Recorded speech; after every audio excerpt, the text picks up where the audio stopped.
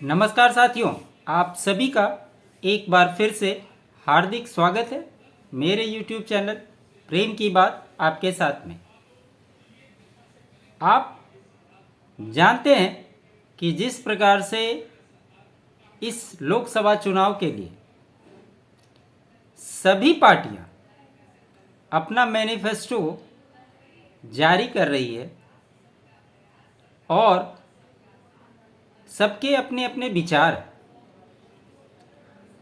वहीं दूसरी ओर भाजपा ने भी आज अपना संकल्प पत्र जारी करने का समय रखा है और उसमें क्या बातें निकलकर सामने आती है यह भी देखना होगा। लेकिन संकल्प लेना, मैनिफेस्टो जारी करना, ये तो सब पार्टियां करती है, ये सही बात है। लेकिन इसमें ध्यान देने वाली बात ये है, आज के समय में जो चुनाव हो रहे हैं उसके लिए एक साइड एनडीए है और दूसरी साइड INDIA गठबंधन है। ये तथाकथित गठबंधन कितना मजबूत है, ये अपनी कितनी दावेदारी पेश करेगा, ये तो समय बताएगा। लेकिन इस दल की अगर यूनिटी की बात करें, ये जब सरकार में, मान लीजिए अगर ये सत्ता में आते हैं तो इनका एक कॉमन मिनिमम प्रोग्राम होना चाहिए था और एक कॉमन मैनिफेस्टो जारी होना चाहिए था। एक पार्टी में जहां इतने दल समायोजित हैं, वहीं में हर क्षेत्रीय दल हों, उनके सहयोगी हैं, वो अपने अपने मैनिफेस्टो जारी कर रहे हैं। कोई कुछ बात कर रहा है, कोई कुछ बात कर रहा है। कांग्रेस का अलग मैनिफेस्टो है, लेफ्ट का अलग मैनिफेस्टो है, अखिलेश यादव का अलग मैनिफेस्टो जारी हुआ और कल तेजस्वी यादव ने भी एक मैनिफेस्टो जारी किया जिसका नाम परिवर्तन पत्र रखा। वो क्या परिवर्तन करना चाहते हैं, किसमें परिवर्तन करना चाहते हैं, ये अपने आप में एक बड़ा सवाल है। वो देश की बात कर रहे हैं। अब सबसे कमाल की बात ये है, एक ऐसी पार्टी जिसका एक भी लोकसभा में सदस्य नहीं है, वो अपना मैनिफेस्टो जारी करता है और बड़ी बड़ी बातें करता है। ये समझ से परे इसके क्या मायने हैं। मान लीजिए कांग्रेस अलायंस की अगर सरकार बनती है और उनके सहयोगी जो दल है, जो अपने अपने मैनिफेस्टो जारी कर रहे हैं, क्या इनकी कैपेबिलिटी है कि ये जिस राज्य से बिलोंग करते हैं उनको कितना सहयोग दिलवा पाएंगे। और अगर बिहार की बात करें, बिहार की 40 सीटों की बात करें, तो इसमें महागठबंधन को कितने सीटें आएगी अभी इसकी ही गारंटी तय नहीं है। लेकिन वो अपने परिवर्तन पत्र के माध्यम से बड़े बड़े गारंटी दे रहे हैं। आज उन्हीं में से कुछ जो उनकी परिवर्तन पत्र में कहा गया है उसके बारे में चर्चा करना जरूरी हो गया है। इसको समझने की बहुत आवश्यकता है। सबसे बड़ी बात जो उन्होंने की है हालांकि उन्होंने जब प्रेस कॉन्फ्रेंस किया था तो मुख्य बिंदुओं पे ही उन्होंने भी चर्चा किया था और हम भी उसी की चर्चा करने जा रहे हैं। उनका सबसे पहला कहना था कि सरकार बनने के बाद 1 करोड़ सरकारी नौकरी देंगे और इसकी शुरुआत 15 अगस्त से शुरू कर देंगे। तेजस्वी यादव जी को ये भी बताना चाहिए था और उसमें 30 लाख जो खाली पद हैं इनके बहाली के साथ साथ 70 लाख नए नौकरियों का सृजन करने की बात की गई। अभी जो देश की स्थिति है, देश में जो टेक्नोलॉजी धीरे धीरे डेवलप हो रही है, हर कोई जानता है समय के हिसाब डेवलपमेंट जरूरी है और देश भी उसी दिशा में आगे बढ़ता है। तो उस हिसाब से जब संसाधन बढ़ते हैं तो मैन पावर की कैपेबिलिटी कम हो जाती है।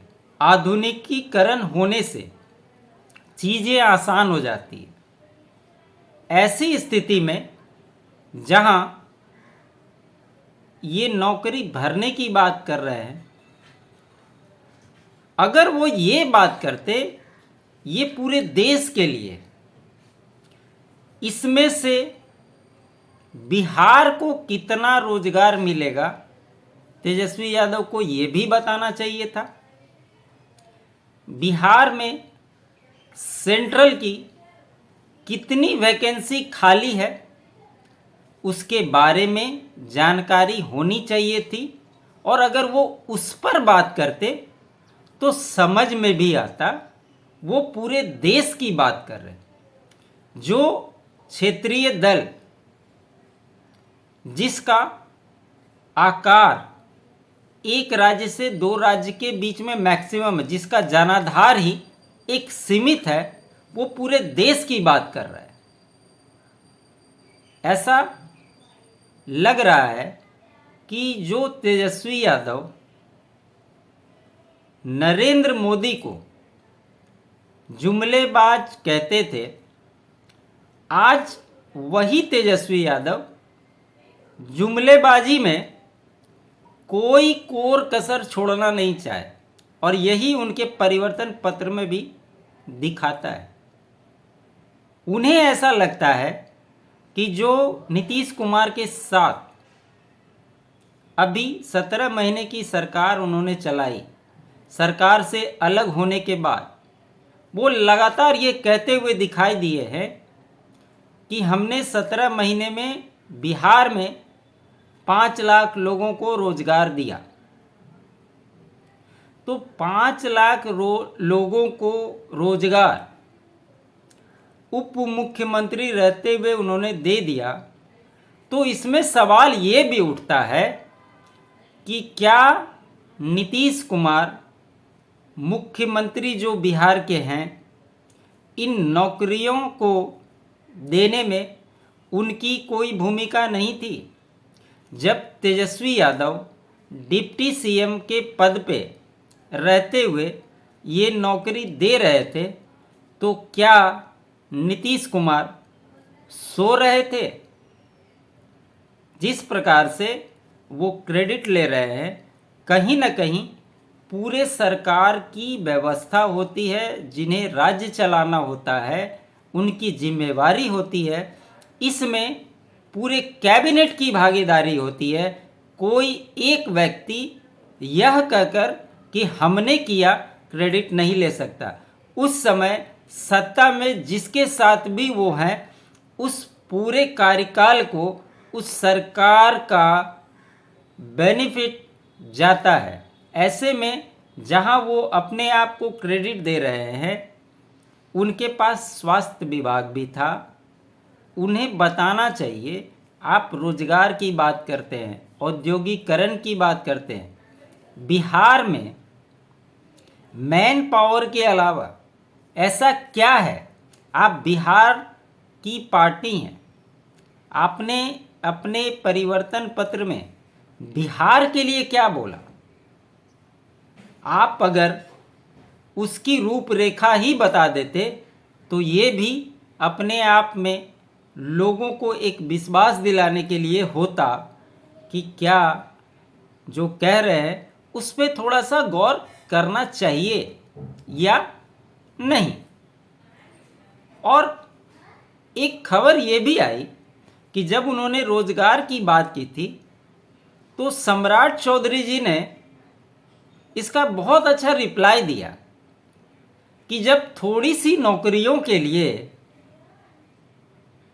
लोगों की जमीनें लेकर उन्हें नौकरी दी गई तो 1 करोड़ रोजगार के लिए तो बिहार में इतनी जमीन ही नहीं है, तो फिर रोजगार देंगे कैसे।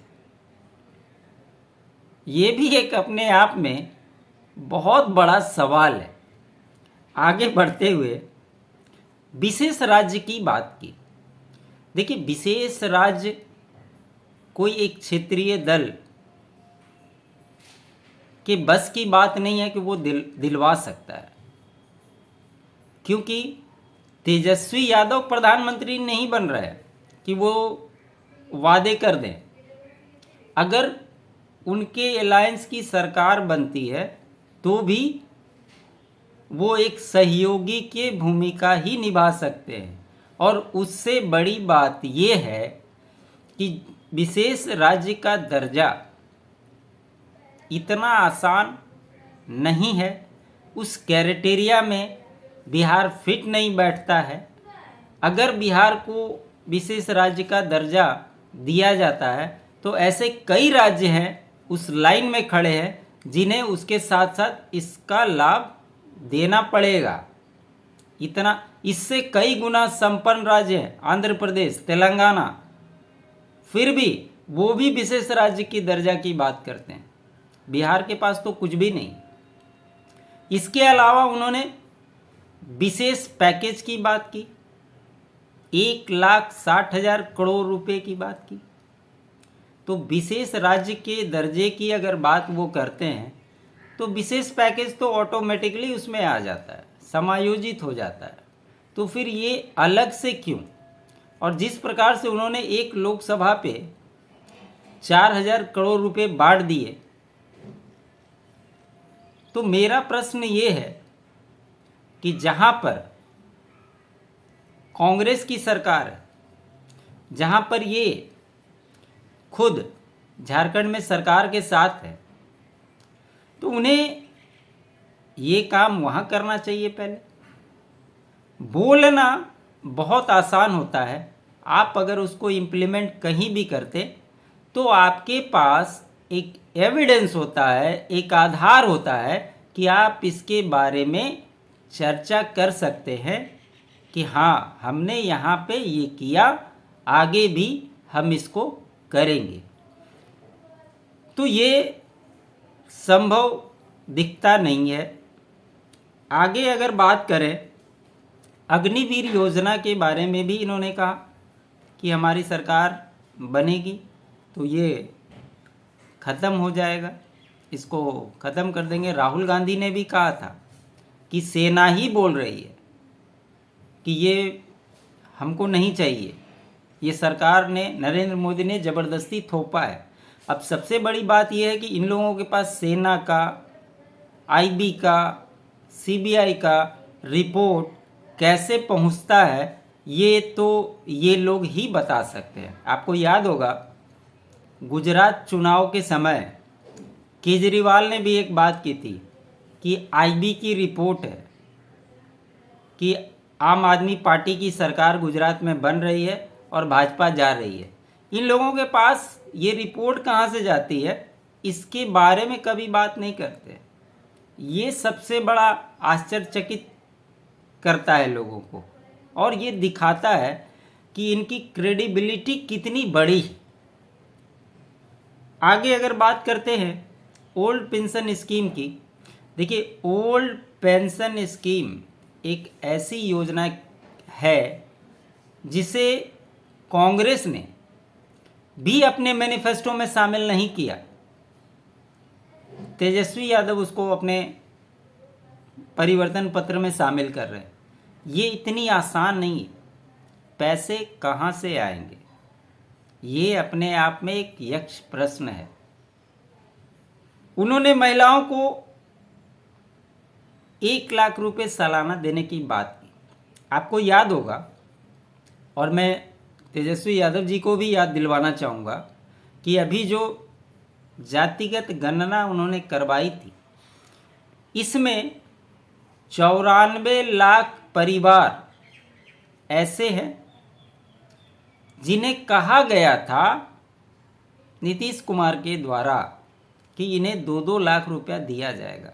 अगर आप इनकी संख्या को 1 करोड़ मान लें, बिहार की 1 करोड़ आबादी अगर गरीबी रेखा के नीचे गरीब हैं, महिलाएं, अगर उनको 1 लाख रुपया देंगे तो इसका टोटल बजट 1 लाख करोड़ रुपया सालाना होता है। ये पैसे कहाँ से आएंगे, ये भी तेजस्वी यादव को बताना चाहिए था। केंद्र सरकार की जो योजना है, जो वो मुफ्त अनाज देती है 5 किलो, उसमें भी 1.5 लाख करोड़ रुपए खर्च होते हैं सालाना। तो ये पैसे कहाँ से आएंगे, ये भी बताना चाहिए था। बिहार का बजट कितना है, ये सभी को पता है।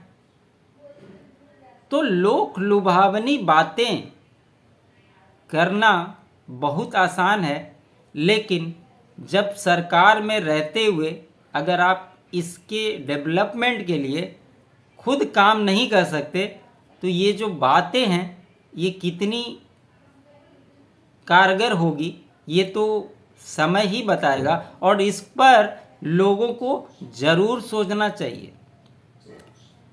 एयरपोर्ट बनाने की बात की, 5 एयरपोर्ट, मुजफ्फरपुर, पूर्णिया, गोपालगंज, रक्सौल और भागलपुर। देखिए, एयरपोर्ट बनाने से कुछ नहीं होता है।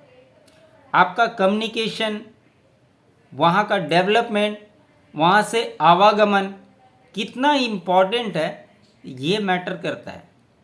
जब तक वहाँ का इंफ्रास्ट्रक्चर डेवलप नहीं होगा, वहाँ पे विकास नहीं होगा, वहाँ पे रोजगार नहीं होगा, लोगों का कम्युनिकेशन नहीं होगा, तो सिर्फ अभी देश में ऐसे कई सारे एयरपोर्ट हैं जो बने हैं लेकिन सुचारू रूप से काम नहीं कर रहे हैं, क्योंकि वहाँ से उनका रेवेन्यू, आवागमन इतना कम है कि एयरपोर्ट को चलाना मुश्किल हो रहा है। ऐसी स्थिति में क्या ये एयरपोर्ट बना करके, और कहाँ से बना देंगे? ये मंत्रालय सेंट्रल गवर्नमेंट के अंदर में आता है और सेंट्रल के हिसाब से ही रिक्वायरमेंट देखकर इस पे काम किया जाता है।